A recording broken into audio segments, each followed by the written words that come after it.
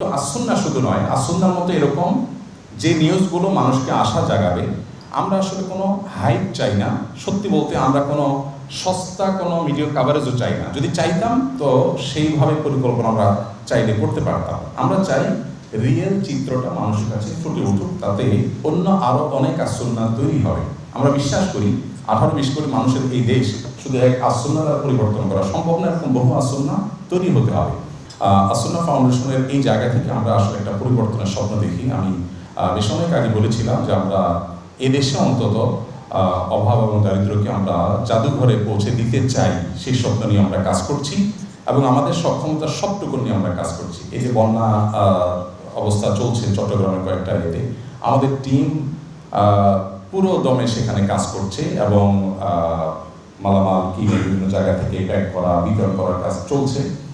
এবং আপনাদেরকে জানিয়ে রাখি আমরা ইনশাআল্লাহ তহবিল পরিপূর্ণভাবে ইনশাআল্লাহ বিল্লাহ সংগ্রহ সাপেক্ষে আমরা 300 ঘর সেমি পাকা ঘর ইনশাআল্লাহ এই উপদ্রুত এলাকাটাতে, যে এলাকা চট্টগ্রামে এখন প্লাবিত এলাকাতে আমরা নির্মাণ করবো ইনশাআল্লাহ। আমরা যে ঘরটা নির্মাণ করি এটাতে মাত্র 2,80,000 প্লাস 85,000 2,85,000 টাকা খরচ হয়। এই ঘর 2,85,000 টাকার নিচে সম্ভব কিনা, আমরা কিন্তু ফাউন্ডেশন থেকে যা করি চ্যালেঞ্জ দিয়ে করি। আমরা যেটা করি সেটা পাবলিকলি বলি এটাতে এত টাকা খরচ হয়েছে, এর নিচে আপনি পারেন কিনা দেখেন। আমরা ইন্ডাস্ট্রিয়াল টিম, এখানে যে টিমটা আছে ইন্ডাস্ট্রিয়াল টিমটা আমরা দিই। কেন? কারণ গ্রামের অনেক গরিব মানুষ, আমি 10 টাকা দিয়ে টিম কিনবো, সে 5 টাকা দিয়ে বিক্রি করে ফেলবে খুলি। ইন্ডাস্ট্রিয়াল টিম এমনভাবে অ্যাটাচ থাকে সে চাইলেও বিক্রি করতে পারবে না, আর একটা মজবুতও থাকে নর্মাল টিমের চাইতে। এরপর প্রত্যেকটা ঘরের প্রতিটা কল কবজা পুরো দেশে আমরা 1500 ঘর করেছি। 24-এর বন্যায় আরও 1500 ঘর এখন চলমান আছে, 3000 ঘর। শুধু 1500 ঘরে আমাদের প্রায় 30 কোটি টাকার মতো সম্ভবত খরচ হয়। সেই ঘরগুলো আলহামদুলিল্লাহ, এই ঘরগুলো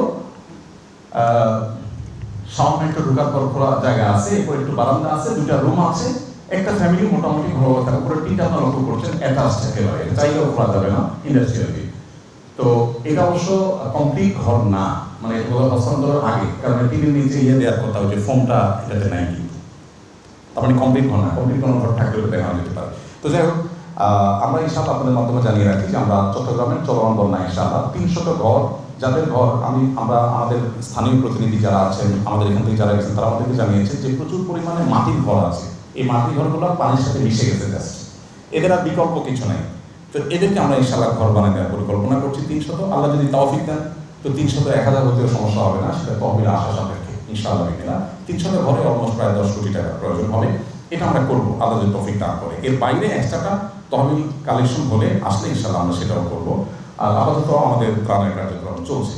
তো আমাদের যে কাজগুলো সেগুলো প্রতিনিয়ত চলছে, সারাক্ষণ চলছে। আমরা দেশ বিদেশে বিভিন্ন মানুষ থেকে প্রেরণা পাই। গণমাধ্যম কর্মী হিসাবে, আপনাদের গণমাধ্যমের মানুষ হিসাবে আপনাদের কাছ থেকে আমরা প্রেরণা চাই। আমরা আশা করবো আপনারা সেটা আমাদেরকে দিবেন, সেই স্নেহ দিবেন। এটা আমার অনুরোধ আপনাদের প্রতি। আর আমি তো মনে করেছি আপনারা আমাদের ট্রেনিং সেন্টারটা দেখেছেন, সম্ভবত আপনাদের সে সময় হয়নি। যদি আপনাদের খুব বেশি অসুবিধা না হয়, আমাদের একটা ট্রেনিং সেন্টার এখান থেকে হয়তো 20 মিনিটের পথ হবে। যদি আপনারা সময় দিতে পারেন আমাদের 50 টাকার ট্রেনিং সেন্টারটা আমরা একটু দেখতে পারি, যেটা দেখতে হয়তো 5 মিনিট সময় লাগবে।